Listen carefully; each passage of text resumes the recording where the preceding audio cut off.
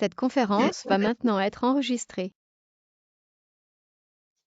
Alors bonjour à tous, je suis ravie de vous accueillir aujourd'hui à la conférence donc le coaching pour influencer au travail et à la maison. C'est un sujet assez pointu, donc je suis ravie que ça ait quand même de l'attraction, même si c'est un sujet qui est quand même moins générique que ceux que j'ai proposés les précédentes semaines. Mais j'espère que ce sujet vous inspirera à pratiquer le coaching, à essayer en tout cas, et puis peut-être à découvrir des choses que peut-être vous ne connaissez pas. Donc, le sommaire pour aujourd'hui, nous allons aborder les thèmes suivants. Donc, déjà, on va définir qu'est-ce que c'est que le coaching, quand et pour qui utiliser le coaching. On va voir quelles sont les 4 compétences du coaching et quelle est l'importance de poser les objectifs. Et enfin, je vais partager avec vous 2 modèles de base, des modèles concrets que vous allez pouvoir vous appliquer. Alors, aujourd'hui, je ne suis pas là pour faire l'apologie de cette discipline, je suis vraiment là pour vous en faire découvrir peut-être les tenants et les aboutissants et pour voir si peut-être ça peut être quelque chose que vous allez pouvoir appliquer dans le cadre de votre travail ou peut-être même à la maison. Alors, dans le cadre de cette conférence, je m'adresse plutôt à des personnes qui managent les équipes, par exemple, ou alors qui vont manager une famille. Donc, et c'est dans ces cas-là que le coaching va vraiment trouver son utilité. Alors, je vais commencer par me présenter. Pour ceux qui me connaissent déjà, je suis désolée du coup de répéter, mais donc du coup, je suis certifiée en coaching, en master coach ICC, et je suis facilitatrice aussi de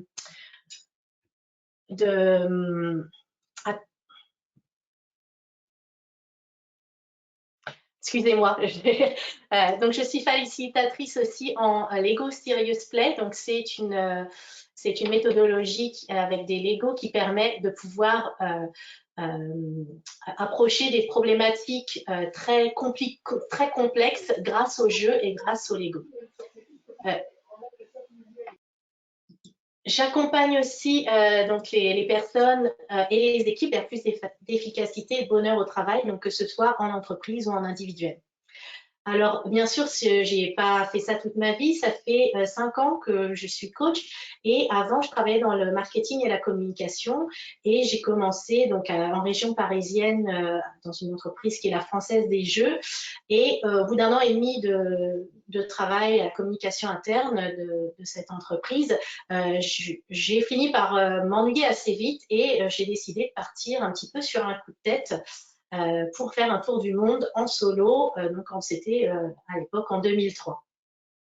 Grâce à ce tour du monde, j'ai rencontré mon mari au Vietnam et nous avons décidé de nous installer en Australie. Et donc, j'y suis restée 7 ans. Nous sommes revenus en France en 2010, où j'ai commencé à travailler en Suisse, toujours dans le département marketing de grosses entreprises. Aussi en Australie, j'en faisais de même, je travaillais dans le marketing et la communication.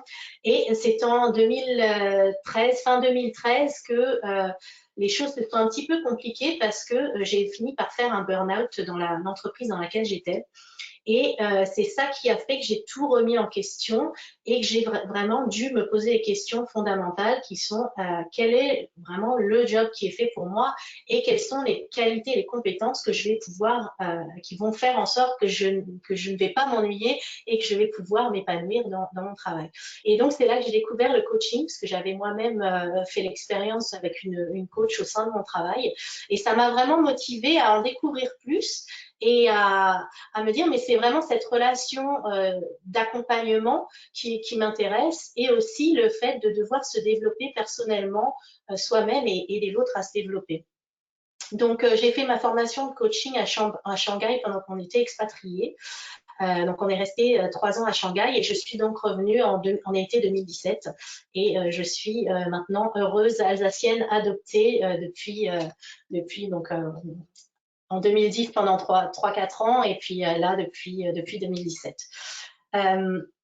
Donc voilà pour le petit résumé. Maintenant, je voudrais vous poser une question, et j'aime bien commencer les conférences par une question. Donc, pourquoi, à votre avis, les employés quittent-ils leurs entreprises le plus souvent?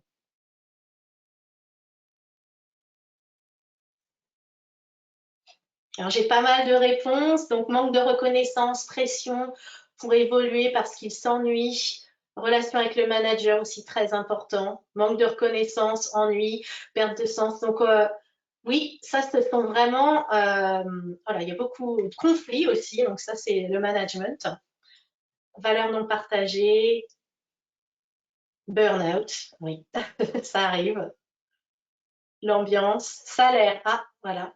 Donc ça, en fait, vous m'avez tous cité, donc là, je vais arrêter de lire le chat du coup, mais vous m'avez tous cité, donc dans toutes ces réponses, j'ai vu qu'en effet, il y avait les trois premières causes de départ d'une entreprise. Donc la première cause de départ, c'est le manque de perspective et et, euh, et le manque de développement et d'évolution. Donc, pour 26% des gens qui quittent leur entreprise, euh, c'est à cause du manque de perspective et le manque de développement. Donc, comme vous me disiez, ennui, manque de sens, etc., on s'y retrouve. Ensuite, la deuxième cause de départ, c'est le niveau de rémunération. Donc, parfois, si on a une offre plus élevée ailleurs, voilà. Et la troisième cause, en effet, c'est le management. Donc, quand vous parliez d'ambiance, de conflit ou de relation avec le management ou le manque de confiance, des choses comme ça qui ont été énumérées. Donc, pourquoi est-ce que là, le coaching va être intéressant? C'est parce qu'il va, bon, bien sûr, il ne va pas tacler le point numéro 2, mais il va vraiment tacler le point numéro 1 et aussi le point numéro 3. En faisant en sorte que le management, que les managers pratiquent le coaching, ils vont pouvoir eux-mêmes développer leurs employés. Donc, du coup, on va pallier à ce problème de développement. Le manager aussi, on entrera moins en conflit et le manager va être beaucoup plus va laisser beaucoup plus d'autonomie aux personnes avec qui il travaille. Donc, ça va entraîner beaucoup plus de satisfaction au travail. Donc, c'est une des raisons pour lesquelles je trouve que le coaching est un outil formidable. C'est parce qu'il va permettre de tacler deux de ces trois premières causes de départ d'une entreprise.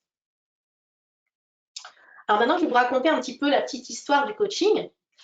Donc, c'est un mot qui est un petit peu vilain, parce que c'est un mot qui a été emprunté de l'anglais, et puis je crois que les Québécois ont peut-être fait quelques tentatives d'avoir un mot en français, et nous aussi, on peut dire accompagnement professionnel, des choses comme ça, mais malgré tout, c'est le mot coaching qui reste. Alors, à la base, ce mot vient de coach, qui, à la base, est un espèce de grande voiture à chevaux, donc un espèce de carrosse. Et le coach, en fait, il va transporter les personnes d'un point A à un point B. Donc, on a commencé à l'utiliser, ce mot coacher ou coaching, dans les années 1830, donc il y a déjà un petit moment, au sens figuré pour dénommer un tuteur ou un mentor qui va transporter un élève donc vers un examen, donc vers son but. Ensuite, en 1860 apparaît le sens plus dans le domaine sportif. Donc, il va y avoir la naissance de ce qui est un coach sportif. Mais ça va pas beaucoup se développer avant les années 1960. Donc, dans les années 60 aux États-Unis et particulièrement en Californie, il y a eu toute une vague de New Age. Il y a beaucoup de psychologistes, de psychologues qui ont publié énormément de travaux et ils ont vraiment démocratisé la psychologie, l'approche de Palo Alto et certains psychologues renommés comme Milton ou Victoria Satir ont vraiment influencé ce qui va commencer à devenir le coaching. Donc le coaching va être un petit peu inspiré de la psychologie. Et c'est en 1980 que le coaching va vraiment commencer à se développer, qu'on va avoir vraiment des premières œuvres, des premières œuvres littéraires, je ne sais pas si on peut dire ça comme ça, mais des premiers essais ou des premiers écrits sur le coaching. Et c'est Tim Gallwey et John Whitmore qui ont écrit The Inner Game. Donc, ils étaient à l'époque professeurs à Harvard et ils ont tous les deux écrit cette méthode de coaching qui va s'appeler Inner Game. Et à la base, c'était plutôt destiné aux sportifs, mais c'est eux aussi qui ont défini que ces outils-là et ces méthodes pouvaient très bien s'appliquer à n'importe qui et à n'importe quelle problématique. Et donc, c'est seulement au milieu des années 90 que le coaching est apparu en France et que les premières écoles de coaching sont apparues en France et que les premières entreprises ont commencé à employer des coachs. Et puis aussi, il y a eu tout ce qui va avec, donc le coaching de vie et le coaching en entreprise. Donc, qu'est-ce que c'est que justement le coaching? Donc, le ICF, donc c'est la plus grosse fédération internationale de coaching. Donc, c'est la International Coaching Federation. Donc, ICF définit le coaching comme une alliance entre le coach et ses clients dans un processus qui va susciter chez eux réflexion et créativité afin de maximiser leur potentiel professionnel et personnel. Ensuite, l'International Association of Coaching, IAC, va définir le coaching comme un processus transformant pour le développement personnel et professionnel, donc en passant par la découverte et la conscience de soi. Donc, j'aime bien ces deux définitions parce que on parle vraiment d'une transformation ce que j'aime aussi dans la deuxième définition, c'est que l'aspect connaissance de soi et conscience de soi va être hyper importante. Et le coach, il va aider à cela, à faire en sorte que la personne, pour arriver à son but, qu'elle puisse prendre en compte, qu'elle puisse se connaître et comprendre la situation elle-même et trouver en elle toutes ses propres ressources.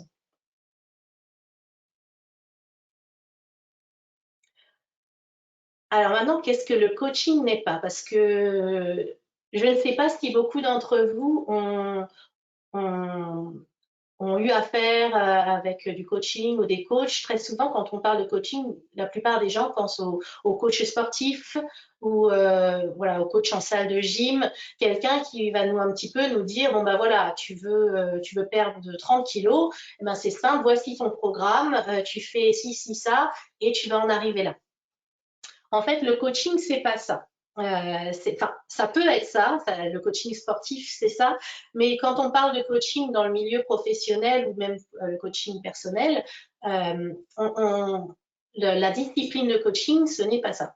Donc, le coaching, ce n'est pas de la thérapie, ce n'est pas du mentorat, c'est-à-dire que la personne, elle n'est pas, c'est pas forcément quelqu'un qui est à un stade plus avancé que vous dans le même domaine. Donc, elle n'en sait peut-être pas plus que vous. Donc, parfois c'est le cas, mais parfois non. Mais non, en tout cas, ce n'est pas obligatoire pour faire du coaching. Ce n'est pas quelqu'un qui fait de la gestion performance. Et surtout, ce n'est pas un cheerleader. Donc, un cheerleader, ce sont les pom-pom girls qui sont sur le bord du terrain et qui vont dire allez, vas-y, t'es le meilleur, c'est génial. C'est pas quelqu'un qui va flatter les égos et qui va vraiment encourager la personne dans ce sens-là. En tout cas, c'est pas le but premier. C'est pas quelqu'un qui va forcément avoir un rôle d'expert, comme on l'a dit, et ce n'est pas un remède. Donc, on n'envoie pas, on fait pas du coaching pour se guérir. Par contre, il y a des ajouts que l'on peut faire au coaching où il peut y avoir deux choses qui peuvent se combiner. On peut combiner, par exemple, une formation avec du coaching. Donc, si je fais une formation sur la communication, par exemple, comment mieux communiquer, ensuite, avoir un coaching derrière, ça peut me permettre de vraiment faire un état des lieux et un état de conscience de comment est-ce que moi je communique. Donc, ça, c'est un excellent complément. Ça peut aussi être combiné avec du mentorat, même si, voilà, en effet, il faut bien faire la différence entre les deux. Mais après, de combiner les deux, ça peut très bien être possible et être très efficace. Donc, d'avoir quelqu'un qui a fait le même parcours que vous et qui va pouvoir vous guider un petit peu sur ce chemin. Alors, est-ce qu'on peut couper les micros, s'il vous plaît? Oui, c'est bon. On peut aussi coupler le coaching avec du conseil. Donc, si par exemple, je coach un responsable de département, je peux aussi l'aider sur sa communication et son marketing puisque c'est ce que j'ai fait dans le passé. Mais c'est pas le but. quand on fait du coaching, en principe, on ne fait pas ça. Mais ça peut être très bien un ajout en plus. Donc, ça peut être des sessions très différentes en plus du coaching, en fait. On peut alterner les deux et les ajouter. Ça peut être aussi une évaluation de performance. Donc, par rapport à la gestion de performance et évaluation, ce sont deux choses un petit peu différentes. Donc, on peut évaluer très bien, le coach peut très bien demander des retours au reste des membres de l'entreprise ou alors faire des tests de personnalité pour pouvoir évaluer un petit peu où la personne se situe et un petit peu tendre le miroir à cette personne pour qu'elle puisse améliorer la conscience de soi et comment elle peut s'améliorer. Et on peut aussi coupler le coaching avec des bilans de compétences. Donc voilà, en quoi est-ce que la personne est particulièrement talentueuse et ce vers quoi elle pourrait tendre, elle pourrait aller au niveau professionnel. Donc voilà, je voulais bien qu'on fasse cette distinction entre voilà, ce qu'est le coaching et ce qui ne l'est pas, parce que souvent on fait beaucoup d'amalgames parce qu'on pense au coach, typiquement au coach sportif, et on s'imagine que c'est la même chose qui va s'appliquer dans le domaine du travail ou dans le domaine du coaching de vie. Voilà, alors maintenant je vais poser une question assez personnelle. Est-ce que vous aimez que l'on vous dise ce que vous devez faire? Eh bien, il y a un grand nom avec un point d'exclamation. Pas du tout, non, pas vraiment. Et dans ce cas-là, qu'est-ce que vous ressentez quand on vous dit, quand on vous dit ce que vous avez à faire?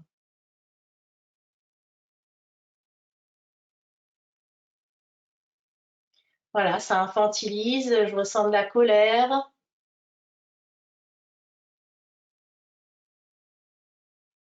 Ça entrave ma liberté, obligation, frustration, intrusion, manque de liberté, manque de confiance, infantilisé, soumission. Donc, ça provoque quand même beaucoup d'émotions assez fortes et des émotions qui sont peut-être pas forcément agréables. Donc, le coaching, ça sert un petit peu à ça. On peut, quand quelqu'un vient vers nous, par exemple, avec une question ou quelqu'un qui a une difficulté, on peut très bien lui donner tout de suite la solution ou alors on peut faciliter la solution. Et on a parfois, surtout si certains d'entre vous sont dans le management ou bien managent une famille, on a souvent l'habitude de donner des réponses ou des conseils parce que c'est souvent la personne, si elle vient nous voir pour nous poser une question, on s'imagine qu'elle veut une réponse, c'est normal. Mais finalement, c'est pas forcément aidant puisque, ça va créer de la dépendance. Si à chaque fois que la personne vient nous voir, on lui donne une réponse toute faite ou on lui dit ce qu'il faut qu'elle fasse, eh bien, elle va toujours revenir le faire, elle va créer de la dépendance. Ou alors, dans le cas contraire, elle va se dire, oui, bon, j'ai jamais de bonne réponse, autant je préfère me débrouiller moi-même. Voilà, pour les gens qui n'aiment pas trop les conseils qu'on leur dise ce qu'on a à faire. Aussi, l'autre ne va pas apprendre à puiser dans ses propres ressources et ça ne va pas générer de l'énergie créative parce que quand on est dans un état d'esprit où l'on est coaché, par exemple, quand on va nous proposer de solutionner nous-mêmes notre problème, on va se mettre dans une posture où on va devoir trouver des solutions nous-mêmes et ça va vraiment nous dynamiser et nous mettre dans une posture où on va se rendre compte qu'en fait, on avait toutes les réponses en nous. Donc ça, c'est vraiment à retenir si vous avez des gens qui viennent souvent vous poser des questions est-ce qu'on lui donne tout de suite le poisson ou est-ce qu'on leur donne la canne à pêche et là, il va y avoir un curseur à trouver parce que parfois, et il est bon de donner les réponses tout de suite, mais parfois, c'est pas toujours le cas. Donc, on va voir un petit peu quand est-ce qu'il est bénéfique de donner les réponses et quand est-ce qu'il est bénéfique justement de ne pas les donner tout de suite. Alors là, vous voyez, il y a deux axes. L'axe en bas, c'est les besoins liés à la tâche et euh, celui qui va vers le haut, le besoin lié à la personne ou à l'équipe. Donc, quand on va avoir une attitude plutôt directive, on va se positionner quand la tâche est plutôt urgente et qu'il va falloir agir vite, eh bien, plus facilement, on va avoir tendance à diriger et à dire, bon, ben voilà, si tu veux atteindre cet objectif rapidement, tu as juste à faire ça et tu pourras arriver à ton objectif. Le problème dans ce cas-là, c'est que la personne, elle ne va pas elle va pas augmenter son niveau de compétence. Donc C qui veut dire niveau de compétence, niveau de connaissance et d'expérience. Elle va tout simplement appliquer ce que vous lui avez dit de faire, un petit peu comme un robot. Et ça, on en revient à la question que je vous ai posée au départ. Peu de gens, en fait, aiment être dirigés et peu de gens aiment qu'on leur dise ce qu'on a à faire, surtout quand on passe à du micromanagement ou des choses comme ça. Donc, au lieu de répondre directement et de diriger la personne, on peut très bien décider de la coacher. Donc, au lieu de lui apporter tout de suite les réponses et à lui donner un processus de ce qu'elle va devoir faire, on peut très bien lui proposer, par le biais de questions, de trouver elle-même la façon dont elle va agir et de faire elle-même son plan d'action et de trouver elle-même ses propres solutions. Et là, le niveau de connaissance et d'expérience va vraiment augmenter pour la personne qui est coachée. Ce qui va être intéressant, c'est de trouver un petit peu le bon dosage entre les deux et de pouvoir faire les deux selon la situation. Donc, il y avait quelqu'un tout à l'heure qui l'a mentionné dans le chat. Il y a des situations où, par exemple, quand on a besoin de faire quelque chose d'assez urgent et qu'on veut la réponse très vite et qu'on n'a pas vraiment le temps d'apprendre sur le tas, il vaut mieux qu'on ait tout de suite la réponse. Comment, par exemple, coder telle page pour faire mon site internet. Peut-être que je ne vais pas avoir le besoin, je vais pas attendre que d'avoir trouvé la réponse moi-même alors que quelqu'un peut me donner la réponse tout de suite. Donc pour des choses comme ça, il vaut mieux diriger, entre guillemets, mais donner une réponse assez rapide plutôt que coacher, donc pour les besoins urgents liés à une tâche.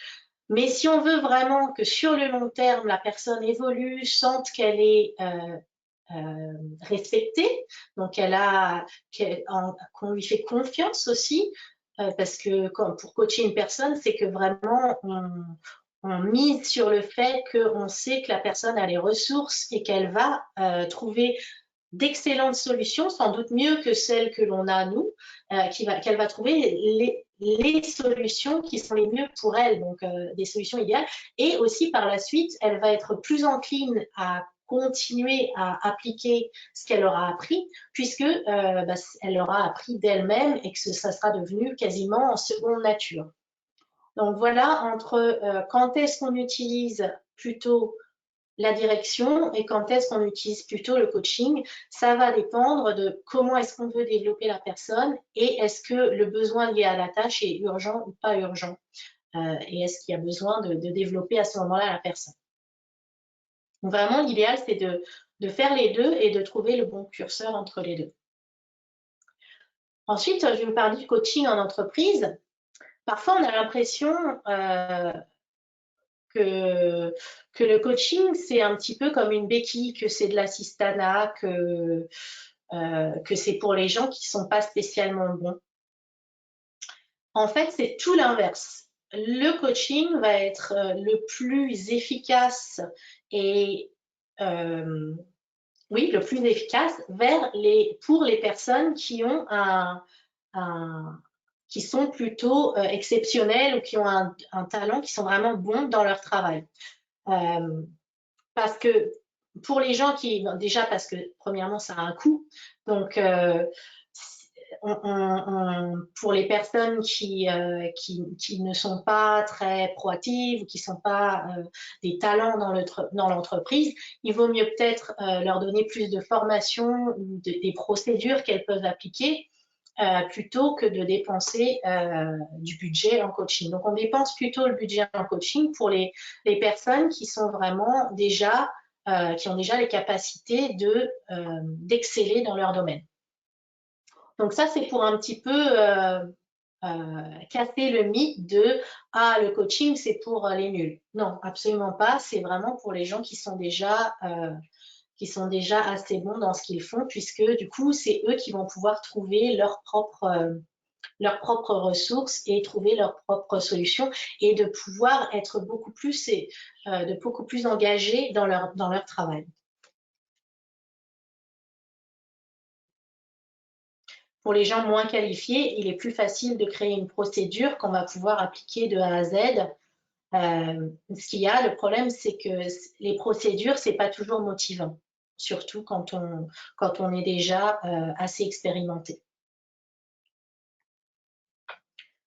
Alors maintenant, on va passer là au vif du sujet et on va parler des bases du coaching. Alors, quelles sont les compétences de coaching et quel est le principe du coaching? Alors déjà, les compétences. La première chose, c'est que c'est l'art de questionner. Donc, comment est-ce qu'on en vient à poser des questions et quelles questions est-ce que l'on pose, comment est-ce qu'on les pose? L'écoute active, créer un environnement bienveillant et construire une relation de confiance. Donc ça, ce sont les 4 compétences clés du coaching. Je vais y venir ensuite par la suite, une par une. Ensuite, le principe du coaching. Le principe du coaching, c'est de partir d'une situation actuelle, donc où est-ce que j'en suis aujourd'hui, contre versus ma situation idéale, où est-ce que je veux aller, qu'est-ce qui serait parfait pour moi, et pour en arriver à un plan d'action. Donc, qu'est-ce qu'il faut que je fasse pour pouvoir justement effacer ce fossé entre ma situation actuelle et ma situation idéale. Donc voilà, ça, ce sont les principes, le principe clé du coaching, d'aider la personne à trouver son plan d'action. Donc, on va commencer du coup par les compétences de coaching, les 4 compétences du coaching. Donc, comme on l'a vu, c'est l'art de questionner, l'écoute active, créer un environnement bienveillant et construire une relation de confiance. Donc, je vais commencer par le point numéro 4, le moins important, mais toutefois important. Donc, construire une relation de confiance, les 4 piliers sont très importants, mais c'est vrai que ce n'est pas le cœur du sujet. Mais on ne va pas pouvoir coacher quelqu'un si on n'arrive pas à établir une relation de confiance.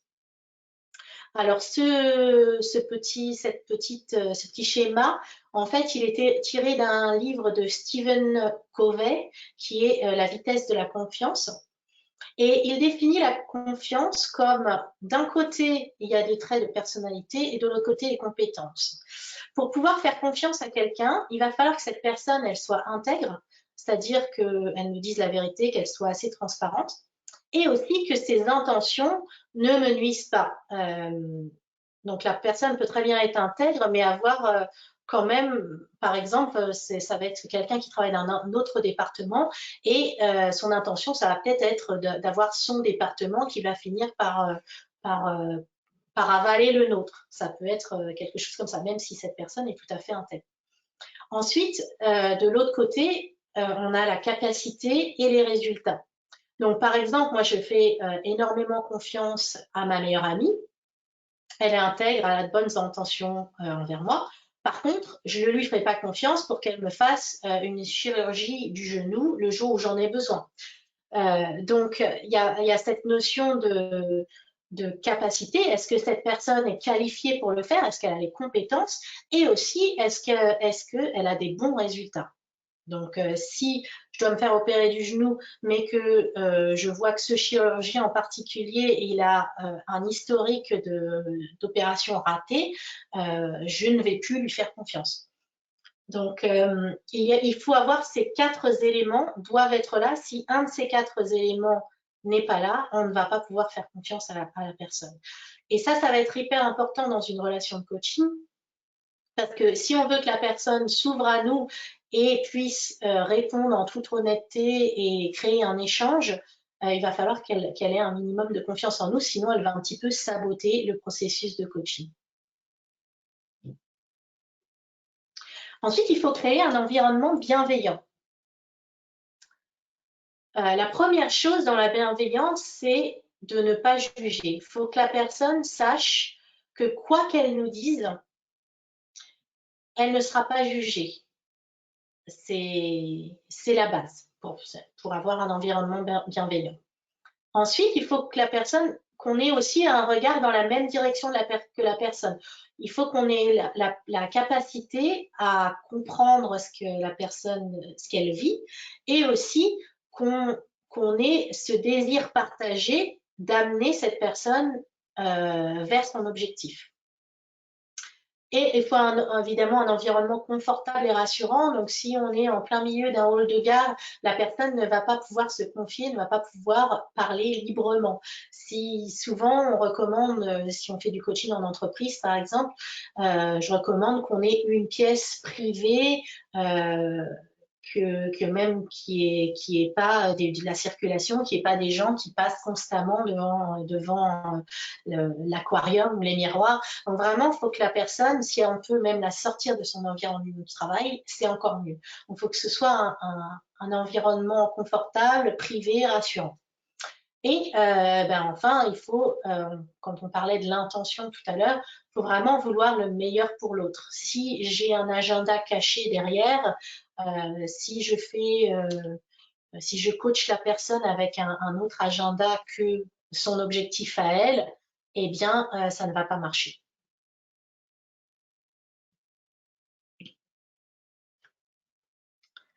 Oui, et il faut aussi, en effet, garantir la confidentialité des échanges.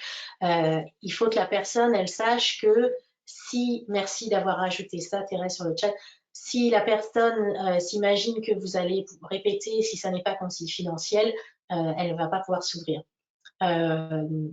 Quand on prend, parce que là, je vous partage du coaching pour que vous puissiez l'appliquer si vous êtes manager, par exemple, dans votre entreprise, ou pour que vous puissiez l'appliquer même en famille.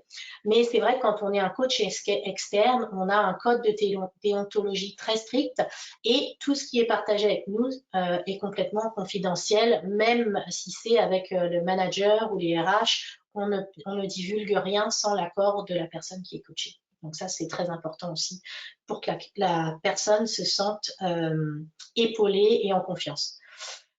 Donc le deuxième point, donc hyper important, ça va être l'écoute active. Donc l'écoute active, c'est peut-être la partie la plus difficile du coaching, ou celle qui va demander la plus grande capacité de concentration. Donc la première chose, il va falloir se concentrer.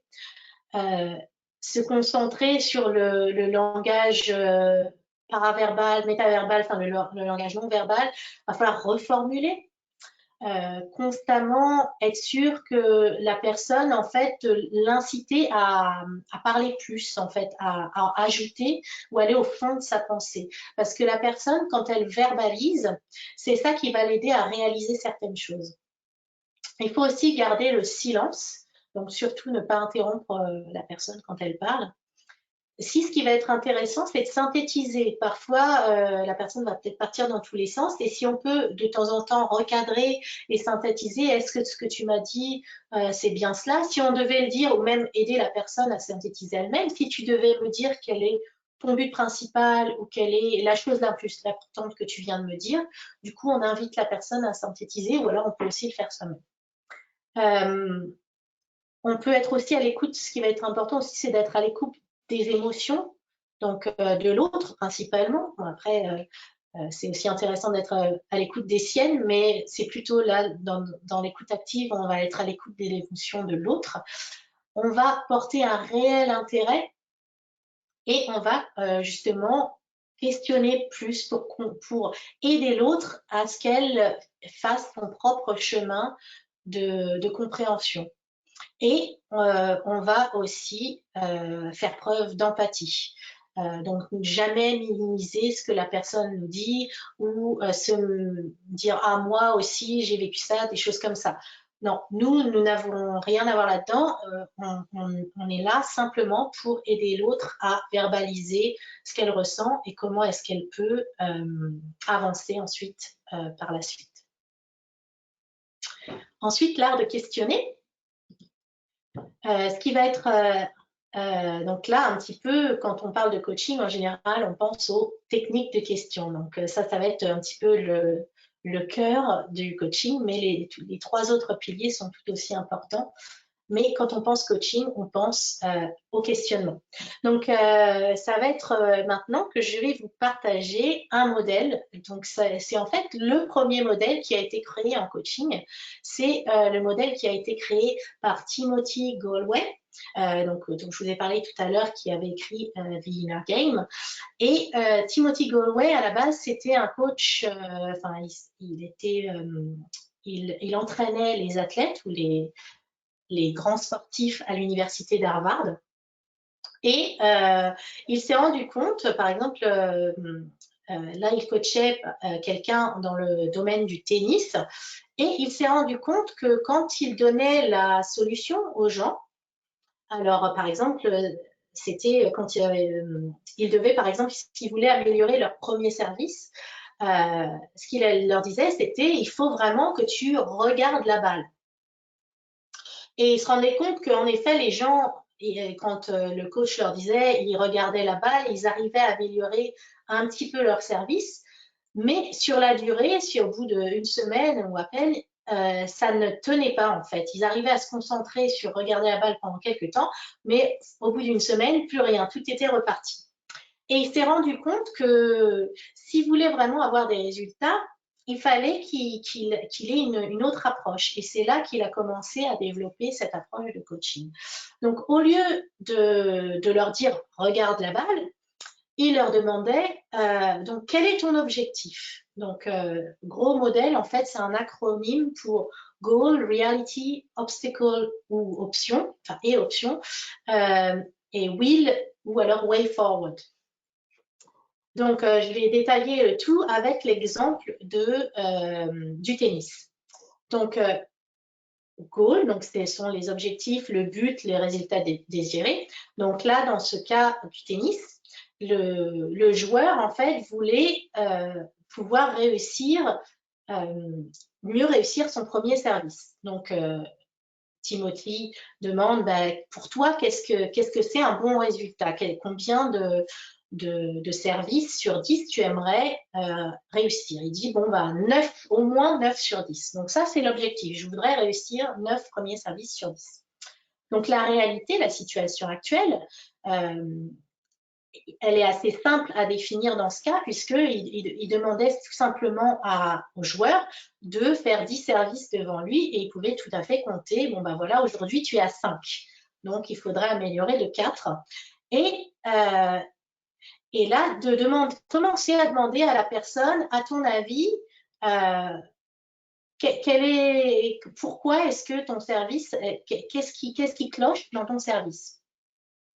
Et donc, ensuite, lui poser la question des obstacles et des options. Donc, la personne va devoir vraiment faire une introspection sur quand elle a réussi et quand elle n'a pas réussi, quelle a été la différence, quels sont les gestes qu'elle a fait différents, sur quoi s'est portée l'attention, quelle a été la pensée à ce moment-là. Donc, tout ça, le joueur va devoir décortiquer une à une pourquoi est-ce que certaines fois ils réussissent et pourquoi certaines fois ils réussissent pas. Et de eux-mêmes décortiquer sans qu'on leur dise « regarde la balle », ça va leur permettre de comprendre, eux, de trouver leurs propres moyens pour mieux regarder la balle.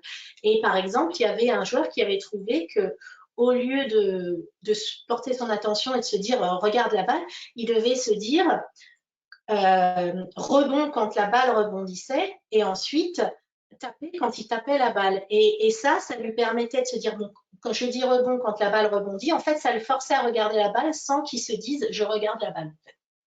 Donc là, le joueur, quand il trouve ses propres solutions, en fait, il va y adhérer tout de suite puisque c'est son idée. Et ensuite, le will, donc c'est la volonté quelque part, qu'est-ce que je suis prêt à faire, et way forward, donc quel est mon plan d'action, donc qu'est-ce que je vais faire du coup en sachant tous ces points, qu'est-ce que je vais changer dans mon service ou dans ma façon de faire tous les jours. Et la beauté de passer par ce modèle pour que la personne trouve ses propres réponses, c'est qu'elle va, comme je disais tout à l'heure, y adhérer tout de suite et se l'approprier puisque ce n'est pas un conseil tout fait qu'on lui a donné. Parce que des conseils, on peut en trouver des milliers. Si on, euh, si, si on savait tous appliquer les conseils, il n'y aurait aucune personne en surpoids sur Terre. Tout le monde serait, tout le monde aurait réalisé tous leurs objectifs. Euh, voilà, tout le monde arriverait à leur fin ou à leurs objectifs tout le temps. Euh, voilà. Donc, maintenant, je vais passer au deuxième modèle, qui est la question orientée solution. Donc là, je voulais vous proposer un cas pratique. Donc, donc ça s'applique au là, j'ai pris un exemple concret que j'ai vécu plus, en coaching moi-même. Donc, votre employé expert est nerveux au sujet d'une présentation qu'il doit faire au comité exécutif. Ça peut très bien être appliqué pour, en famille, par exemple, votre adolescent est nerveux pour ses euros de français. Donc, ça peut être applicable dans plusieurs cas. Et là, je voulais vous demander aussi s'il y avait quelqu'un qui voulait dans l'audience, puisque apparemment la peur de parler en public est l'une des peurs principales dans le monde. Je voulais savoir si quelqu'un voulait se proposer justement pour un coaching en direct. Donc, j'ai choisi celui-là parce que comme ça, ce sera pas trop long, j'espère. Donc, est-ce qu'il y a quelqu'un qui veut se tenter à faire un jeu de rôle, quelqu'un qui a un petit peu peur de parler en public et qui veut se tenter pour une mini session de coaching? Si j'ai pas de volontaire, c'est pas grave, je peux du coup vous décrire la situation un petit peu comme j'ai fait avec le joueur de tennis. Mais si on peut le faire live, ça peut être plus intéressant. Est-ce qu'il y a quelqu'un de volontaire? Ah, donc la première qui a répondu, c'est Mélodie. Donc Mélodie, tu peux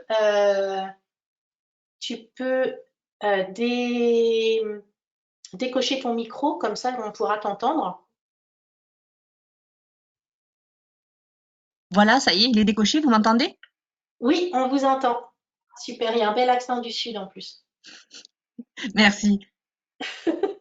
Euh, donc, est-ce qu'on peut se tutoyer déjà? Oui, oui, il n'y a pas de souci, Birgit. Super.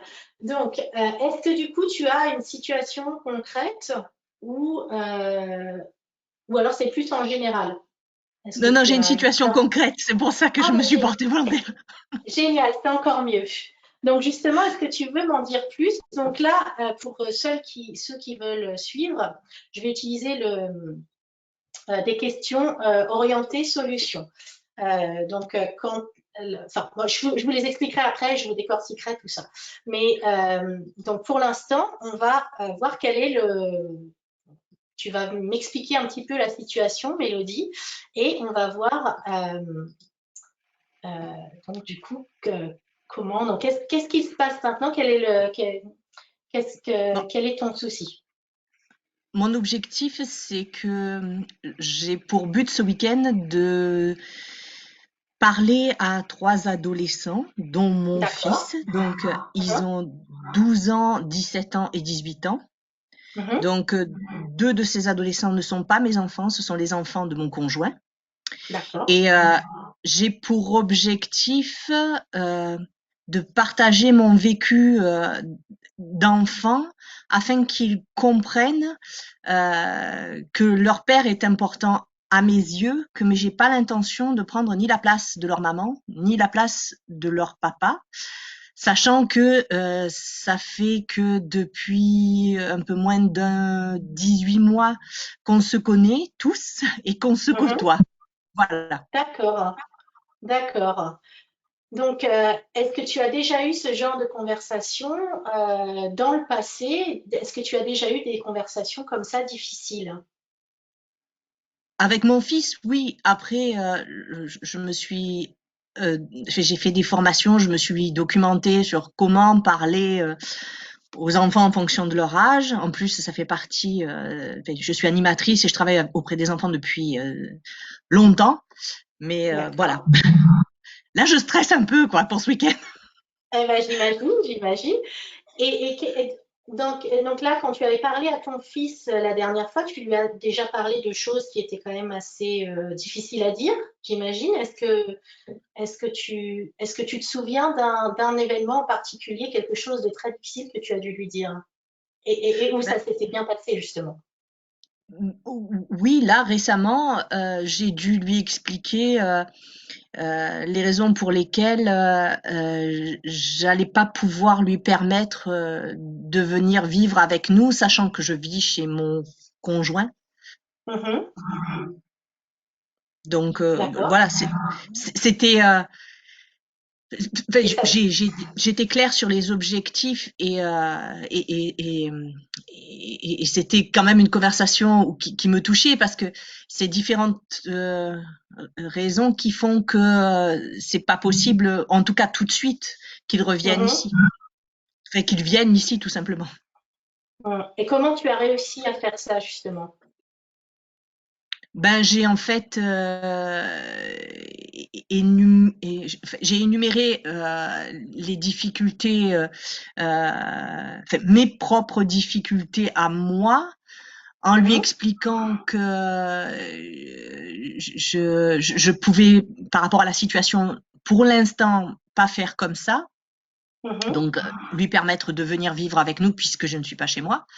mhm, Mais que pour autant, ça voulait pas dire que je l'abandonnais, ni que je l'aimais pour autant moins, mais que pour mhm. l'instant, c'était pas possible. Et donc ça s'est plutôt bien passé? Oui, Ça a été oui, il l'a compris. Oui, bien reçu? oui, oui. Ça s'est passé par téléphone, mais j'ai pas senti à sa voix parce que j'ai quand même une relation particulière avec mon fils qui fait que et puis j'ai des capacités à ressentir les choses aussi au travers de la voix, qui fait que je connais bien mon fils quand même, donc je l'ai Mhm, pas senti énervé ou triste ou quoi que ce soit. mhm. Et du coup, qu'est-ce que tu peux apprendre du coup de cette expérience? Euh, que si les raisons sont, j'allais dire, louables, Mhm, euh, et qu'on est clair, il n'y a pas de raison qu'un adolescent ne comprenne pas. mhm. D'accord. Donc, quelle est la meilleure approche à ton avis dans la situation actuelle là pour ce week-end? Je crois que il est nécessaire qu'il que je partage mon exemple pour Mhm, rentrer en empathie avec eux, mhm. afin que ils comprennent que j'ai pas l'intention d'être une marâtre. Oui, d'accord. Mm. Donc, comment est-ce que tu sauras si tu as atteint ton objectif, si ça s'est bien passé? Ben, au vu de ce qui s'est déjà passé, parce que c'est pas la Mhm, première fois que j'essaye de rentrer en communication avec eux, mhm. ce qui serait extraordinaire, ça serait que sa fille de 12 ans réussisse à dire au moins quelque chose par rapport à ce qu'elle ressent, à ses émotions, et qu'elle ait le Mhm. courage de prendre la parole. D'accord. Donc ça, ce serait si elle arrive à s'exprimer et à prendre la parole, là, tu sauras que tu as réussi ta mission. Oui. D'accord. Donc, comment est-ce que tu vas te préparer à cette conversation? En fait, j'ai l'intention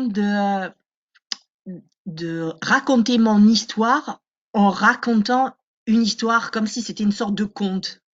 Et D'accord. j'ai fait un texte, en fait, dans lequel je vais à des moments, en fonction des situations que je vais expliquer, je vais leur demander leur participation, leur avis sur ce qui se Mhm, passe dans cette histoire. mhm. Et puis ensuite, bon là, j'ai déjà écrit le texte, je vais le retravailler encore puisque c'est pour D'accord. samedi c'est pour soit ce week-end, samedi ou dimanche. D'accord. Donc je vais essayer de terminer en essayant de mettre un objectif que moi j'espère pouvoir mettre en place et qu'on va atteindre en commun, quoi. Mhm. Très bien. Est-ce que tu te sens prête du coup pour Là, tout ça? de suite, aujourd'hui, non. Oui. Ah. Donc, la première chose à faire, ça va être de continuer ce texte que tu as commencé. Et ensuite, est-ce que tu as d'autres étapes que tu dois finaliser avant ce week-end? Non, non. Après, oui, je vais demander à une amie qui m'est très chère, qui a une expérience plus importante de la vie, de me donner son avis sur le texte. Bien entendu, Mhm, j'en ai parlé à mon conjoint, je lui ferai lire le texte avant et je lui demanderai si c'est mhm, clair et s'il a des questions dessus. Donc voilà. mhm. D'accord. Bon, bah, très bien. Comment est-ce que tu te sens par rapport à tout ça? Confiante parce que même si ce sont les enfants de mon conjoint et que c'est la première fois finalement que je suis réellement confrontée à cette situation parce que mon conjoint aujourd'hui c'est la personne la plus enfin, une des personnes les plus importantes actuellement. Je me dis que étant donné que j'ai quand même des facilités de communicante et des facilités Mhm, avec les enfants et mhm, avec les adolescents en l'occurrence aussi, il n'y a pas de raison que mhm. ça se passe mal. Oui, et puis toujours aussi, tu as déjà beaucoup d'expérience, enfin, tu as déjà au moins une expérience, mais de nombreuses expériences avec ton fils, et aussi peut-être dans le domaine où on travaille, où tu as réussi justement à avoir ce genre de conversation et où ça s'est très bien passé, et surtout, ce sera ça qu'il faudra te remémorer avant le jour J. Mhm. Oui, Donc voilà, donc bah, super, merci beaucoup Mélodie pour cette participation. J'espère que du coup, ça t'a un petit peu été utile pour la suite. oui. Comme on risque de se croiser, je te mettrai un message Ah bah, lors d'une prochaine conférence de l'Uperegio. avec plaisir, avec grand plaisir. Merci beaucoup, Mélodie. Merci à toi.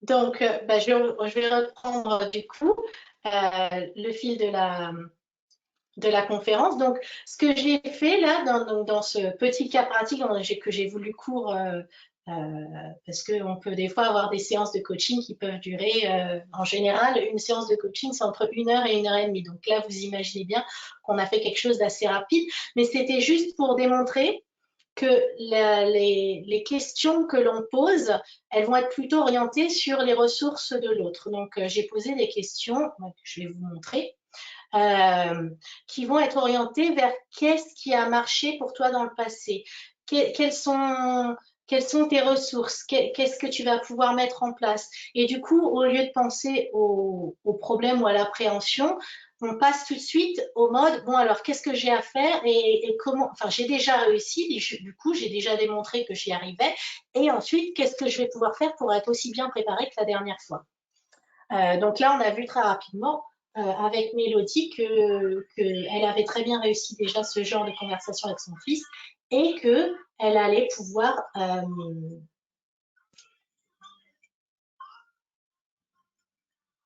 Ah, excusez-moi, il y a une musique. Bon, c'est pas grave. Donc, qu'est-ce qui se passe maintenant? Donc, quel est le sujet à adresser ici? Donc, là, on a vu bah, que enfin, le sujet était déjà exposé.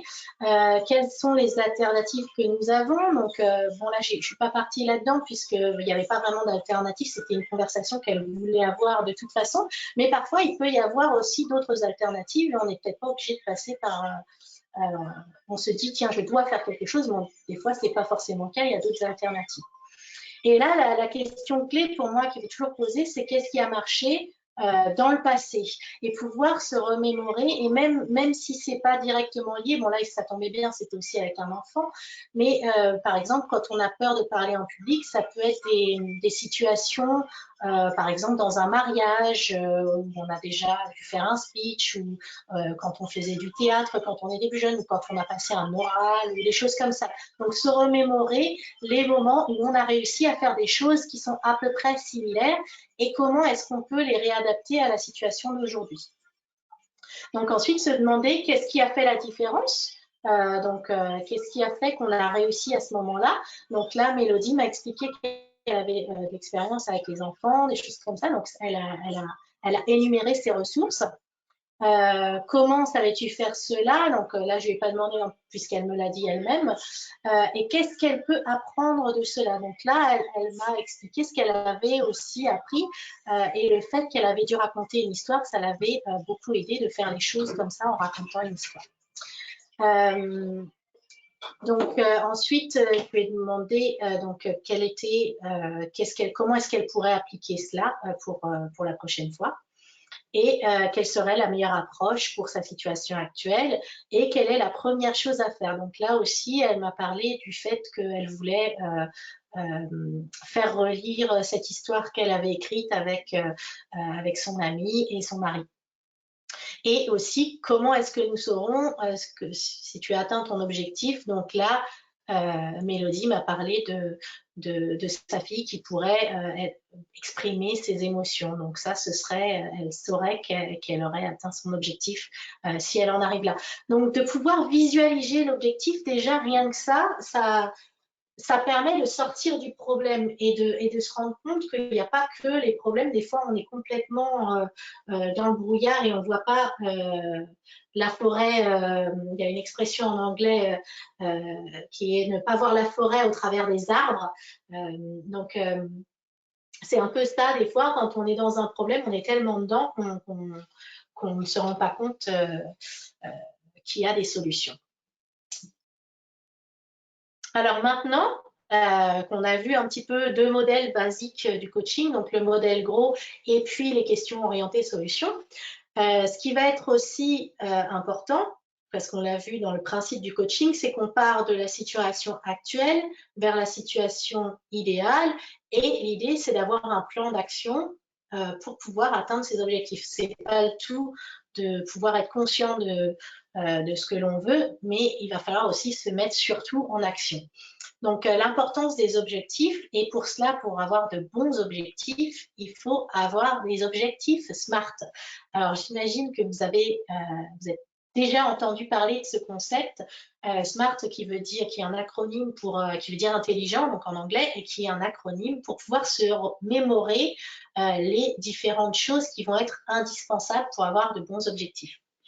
Alors déjà, un objectif, donc pour ceux qui connaissent déjà, c'est toujours bon des fois d'avoir peut-être un petit rafraîchissement parce que souvent on se met un objectif assez flou ou on oublie de le faire SMART pour nous-mêmes. On le fait pour le travail, mais on ne le fait pas pour nous-mêmes. Donc là, je vous invite à l'utiliser dans toutes les situations.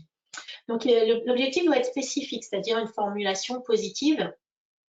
Par exemple, au lieu de dire je veux perdre du poids, voilà, il vaut mieux dire je veux être en forme, puisque notre cerveau a du mal avec le négatif.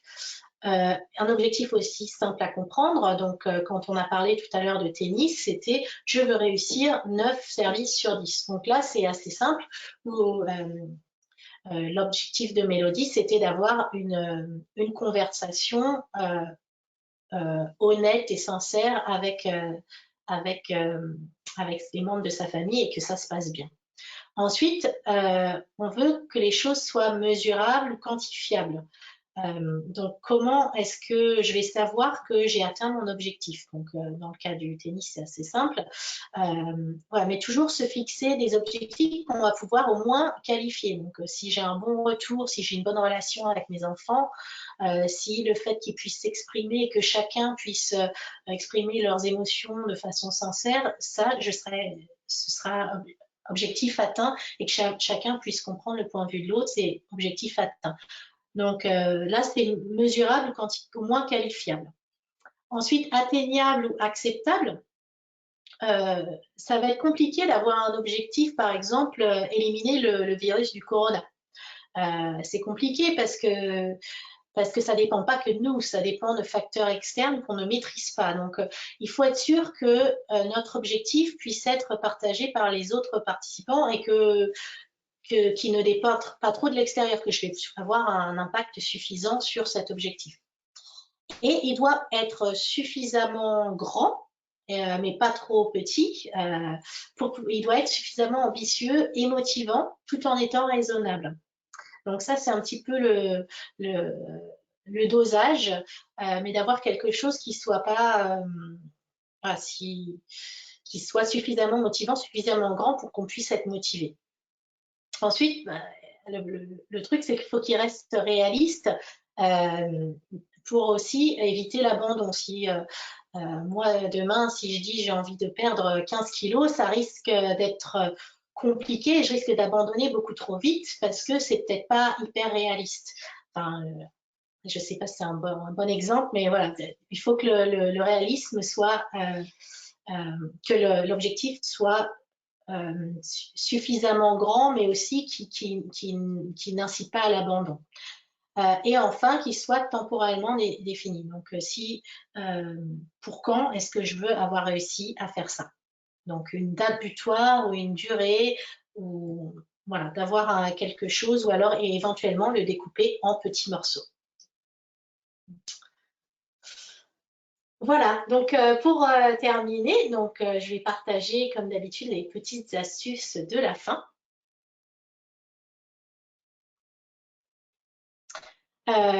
Donc, ce que je vous invite à faire déjà, c'est de pratiquer avec vos proches. Et la chose la plus facile au départ ou la plus naturelle à pratiquer, ça va être l'écoute active. Déjà, c'est vraiment un premier pas et tout ce qui est aussi confiance, bienveillance. Mais l'écoute active, c'est ce que vous allez pouvoir palper plus facilement et vous allez pouvoir avoir le plus rapidement des résultats. Et donc, du coup, l'écoute active aussi, ça comprend la reformulation et une exploration curieuse, en fait.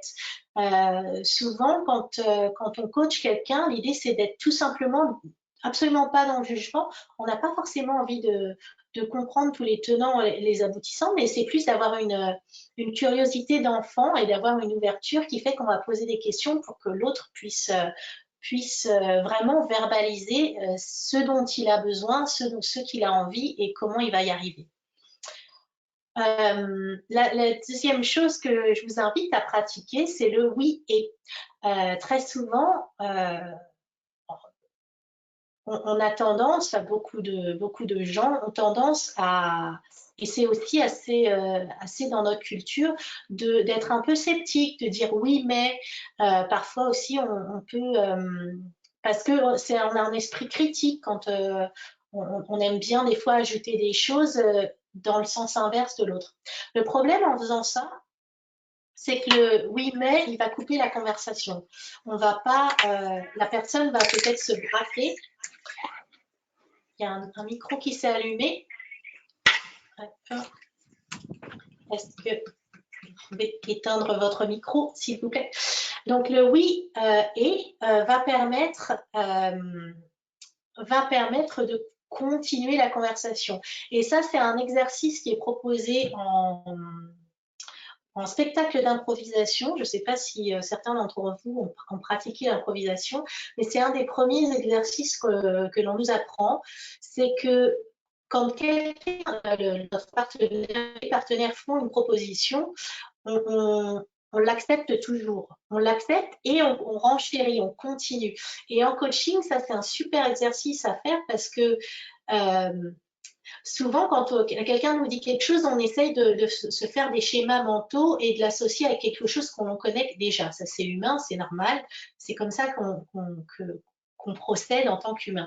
On essaye de se faire une image de ce que la personne dit. Et parfois, en essayant de faire ça, on va couper la conversation parce que on va essayer de le mettre dans nos boîtes à nous, alors que la personne, elle pourrait continuer avec ses schémas à elle. Donc, quand on dit oui et, c'est ah oui, je vois ce que tu veux dire, et en plus, donc on rajoute quelque chose aussi, ça peut être une autre proposition, ou oui, et est-ce que tu as déjà essayé ça, ou est-ce que tu as déjà exploré dans cette direction, et est-ce qu'il y a quelqu'un qui pourrait t'aider, et voilà, donc le oui et C'est un super exercice à pratiquer. Et puis, la première étape, c'est de se rendre compte combien de fois par jour est-ce qu'on dit oui, mais, et combien de fois peut-être, en fait, on coupe parfois les élans des membres de notre famille ou des collègues avec qui on travaille en disant souvent, ah oui, mais ça, on l'a déjà essayé. Oui, mais c'est ce qu'on a fait depuis l'an dernier. Et ça va braquer la personne et on n'est pas du tout dans un esprit créatif. Donc, si on veut vraiment explorer l'intelligence collective et pouvoir travailler vraiment en équipe et ensemble, le oui et, c'est vraiment un outil clé à essayer. Ensuite, je vous propose d'observer le langage non verbal. Quand on coach quelqu'un, donc Mélodie l'a mentionné tout à l'heure, quand on a des conversations un petit peu parfois difficiles, ce qui va être intéressant, c'est d'explorer ce qui se passe au-delà des mots. Donc, quel est le ton que la personne utilise? Est-ce que quand elle dit les choses, est-ce qu'elle veut vraiment, c'est vraiment ce qu'elle veut dire? Et le coach, il peut très bien, ou le manager coach ou le parent, il peut très bien dire, ah, tu m'as dit ça, et en même temps, je vois que tu ressens une émotion là. Est-ce que tu veux m'exprimer l'émotion que tu ressens? Et d'inviter l'autre, du coup, à exprimer ses émotions et ce qu'elle ressent. Parce que parfois, peut-être qu'elle n'en a pas elle-même conscience et ça peut l'aider dans son cheminement de se rendre compte de quelle est la vraie émotion derrière les mots. Et ça va aussi aider à établir un bon rapport, de vraiment observer ce langage non verbal. Ensuite, ayez confiance. Une des bases du coaching, la sanction de base que l'on fait en coaching, c'est assumer que l'autre a toutes les ressources nécessaires. C'est vraiment lui faire pleinement confiance qu'elle va réussir à trouver ses propres solutions. Et aussi avoir confiance en le processus de coaching, d'avoir la patience de poser des questions pour pouvoir amener l'autre à trouver ses propres solutions. Et si l'autre trouve ses propres solutions, il va forcément s'y tenir. Ça, c'est l'aspect très important puisque on l'a vu en tout début de conférence, très peu de gens aiment qu'on leur dise ce qu'ils ont à faire. Et surtout pour ceux qui ont des adolescents à la maison ou même des enfants plus jeunes, je pense qu'ils comprennent tout à fait de quoi je parle. Ensuite, rester curieux. Le coach, comme je l'ai dit, n'a pas besoin de comprendre, ou le parent ou le manager coach n'a pas besoin de comprendre, mais simplement d'être curieux. Donc, pour amener l'autre à trouver ses propres ressources. Et toujours être bienveillant. Donc, si la personne se sent jugée ou sent qu'il y a quelque chose qui est désapprouvé, elle va pas continuer à parler. Ou s'il y a constamment des oui mais ou des choses comme ça, la personne ne va pas continuer à parler si elle sent qu'elle est jugée ou qu'il y a un agenda différent. Voilà. Donc toujours être bienveillant et toujours vouloir le meilleur pour l'autre en fait. Donc voilà, donc si pour ceux qui veulent aller plus loin et qui veulent un petit peu approfondir, parce que là vraiment, c'est vrai qu'en 1 heure, on ne peut pas vraiment tout décortiquer sur le coaching, mais je voulais juste au moins partager ces 2 modèles de base, donc le modèle gros et les questions orientées solutions, pour que vous puissiez au moins avoir le minimum d'outils pour tester en fait avec et puis voir un petit peu quelle est la valeur du coaching. Donc au lieu, la prochaine fois quand on vient vous poser une question, au lieu de donner la réponse tout de suite, vous pourriez demander, ah mais tiens, qu'est-ce que tu as déjà essayé par le passé? Est-ce qu'il y a eu une situation similaire où tu as déjà réussi à la surmonter? Donc vraiment d'aider l'autre à trouver elle-même ses solutions. Donc, il y a les livres que je vous recommande, donc le coaching poche pour les nuls. Ensuite, donc oui, le coaching pour les nuls, pas forcément en format poche, mais il existe en format poche. La boîte à outils du coaching, donc je vous laisse lire le nom des auteurs, parce qu'il a l'air assez difficile à prononcer. Le guide du coaching au service de la performance, donc ça c'est John Whitmore et John McFarlane qui sont un petit peu les pionniers du coaching. La vitesse de la confiance, donc pour pour justement établir ce rapport de confiance. C'était le schéma que je vous avais montré sur le pilier de la confiance de Stephen Covey. Et pro en coaching, donc là, ce sont vraiment des outils concrets. Donc le pro en coaching et la boîte à outils du coaching, là, sont deux outils, deux livres où il y a vraiment des outils complets. Si vous êtes manager, si vous avez besoin si vous voulez justement utiliser plus de coaching au lieu de diriger, même à la maison. Si vous voulez vraiment appliquer ça, je vous recommande ces deux livres-là pour pouvoir avoir des modèles que vous pouvez appliquer. Mais déjà, si vous commencez avec les questions orientées solutions et le modèle gros, déjà, ce sont des modèles qui sont faciles à retenir et qui permettent de vraiment avancer rapidement. Donc, aussi, si vous souhaitez me contacter, donc si Mélodie, tu veux m'envoyer un petit email pour me dire comment s'est passée ta conversation ce week-end, tu peux m'écrire à birgit@createams.fr. Et puis, ben, voilà les sites internet différents sur lesquels vous pouvez me joindre. Donc, createams.fr, c'est plus pour le coaching en entreprise, donc qu'il soit individuel ou d'équipe. Pilote de ma vie, plus pour le coaching de vie. Et vous pouvez aussi vous connecter avec moi sur Facebook, sur la page Createams ou sur LinkedIn, Birgit Walsh. Donc j'espère que l'on restera en contact. Et puis la prochaine conférence, donc Sandra en a déjà parlé, mais du coup la prochaine conférence c'est lundi 4 mai à 17h, la prochaine conférence de l'UP, et c'est Anne Borot qui va la présenter. Donc pourquoi est-il si difficile de changer? Donc voilà pour l'instant. Est-ce que maintenant je vais prendre les questions s'il y en avait?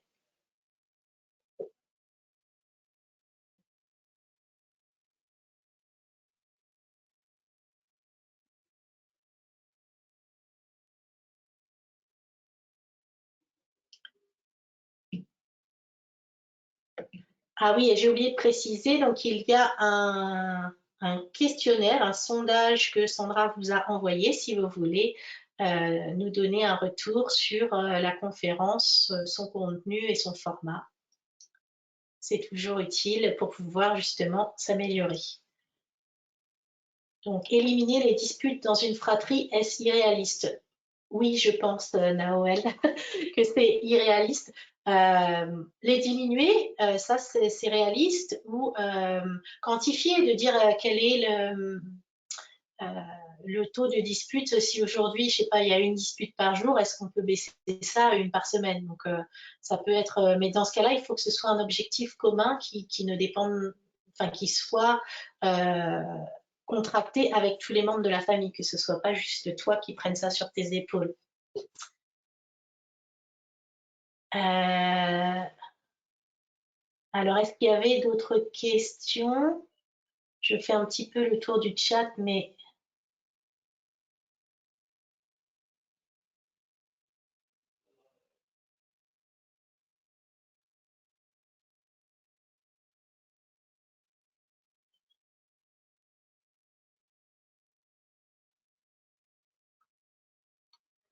en tant que parent, n'est-on pas coach naturel de ses enfants? Eh bien, si, Mélodie, oui, c'est vrai, mais il y en a beaucoup qui le sont. Malheureusement, il y a aussi beaucoup de parents qui sont juste dans l'autorité et dans la direction. Donc, on avait vu tout à l'heure l'échelle entre est-ce que je dis à mon enfant ce qu'il doit faire? Donc, par exemple, passe l'aspirateur. Ou est-ce que je lui donne une mission qui va être, par exemple, je veux que ta chambre soit dans un état, enfin, qu'elle soit propre, aussi propre que le reste de la maison, par exemple, et ensuite que lui définisse, que chaque enfant en fait définisse comment est-ce qu'ils vont s'organiser pour en arriver à cet objectif. Donc, en fait, on peut être parent coach, mais c'est pas tous les parents qui ont forcément cet état d'esprit de coaching. Mais si oui, si tous les parents pourraient être coach, je pense que ce serait formidable. Donc, merci à vous, merci à tous ceux qui ont dit merci sur le chat et aussi à ceux qui ont répondu au questionnaire.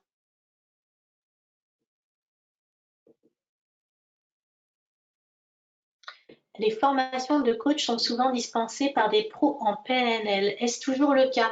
Ou y en a-t-il d'autres? Non, c'est pas toujours le cas. Moi, j'ai fait une formation en coaching qui n'était pas faite par un pro en PNL. Donc PNL, c'est la programmation neurolinguistique pour ceux qui ne connaissent pas. Oui, il y a plein d'autres organismes de formation.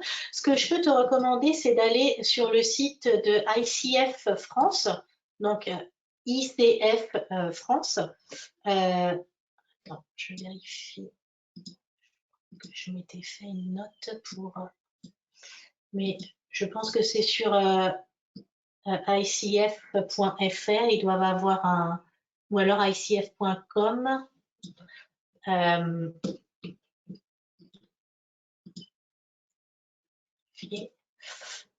Et en fait, sur ce site, tu pourras trouver plein d'organismes de coaching qui sont recommandés par ICF. Et en général, c'est ce que je recommande parce que c'est un organisme, c'est quand même l'organisme principal, clé, surtout si après tu veux travailler à l'international, c'est l'organisme de coaching le plus reconnu. Donc dans ce cas-là, eux, ils ont des écoles avec qui ils travaillent et dans ce cas-là, tu peux tout à fait leur faire confiance. Donc ICF France, en fait, c'est coachfédération.fr, www.coachfédération.fr. Et donc, tu pourras trouver des formations de coaching sur cette adresse.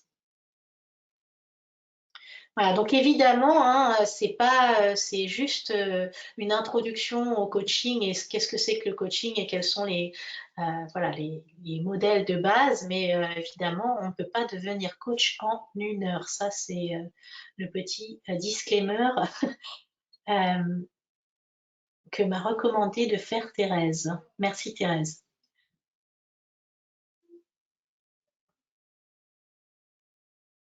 Voilà, bon, bah, je crois que si je ne me trompe pas, il n'y a pas d'autres questions. Si on avait, manifestez-vous, mais nous allons pouvoir. Merci d'avoir mis le lien, Sandra, sur le chat pour la coachfédération.fr. Merci beaucoup. Donc, Sandra Filleul a mis le lien. Donc, voilà, c'est tout bon.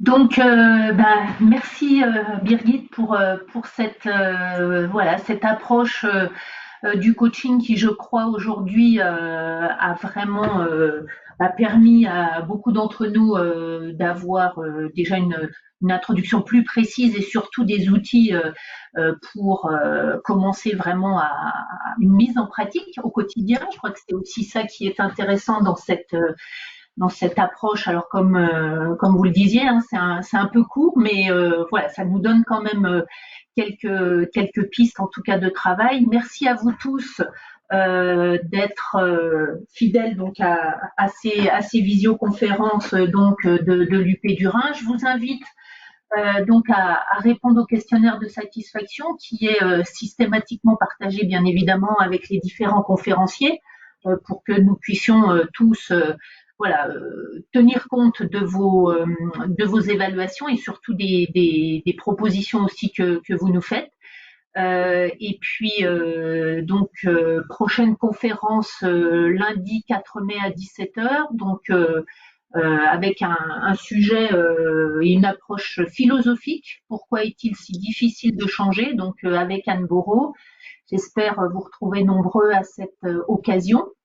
Je crois que Birgit, nous avons vraiment aujourd'hui beaucoup aussi de retours positifs. Donc merci à vous tous de vos premiers retours et puis merci encore de nous faire part de vos appréciations donc via le questionnaire.